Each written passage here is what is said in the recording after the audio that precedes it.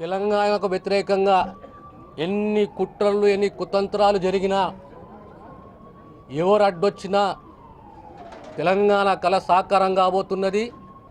42 రోజుల వ్యవధి గౌరవ రాష్ట్రపతి గారు శాసనసభకి ఇస్తే మళ్ళీ ఎక్స్టెండ్ చేసుకుంటూ వారం రోజుల గడువిస్తే ఒక కొత్త కుట్రకు తెరలేపారు ఈ రాష్ట్ర నాయకుడు. దీన్ని తిప్పి కొడతాము.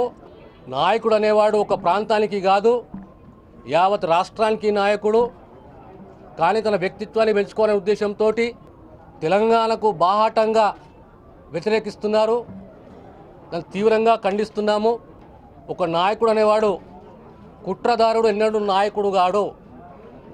ఏ conspirator cannot be a commander.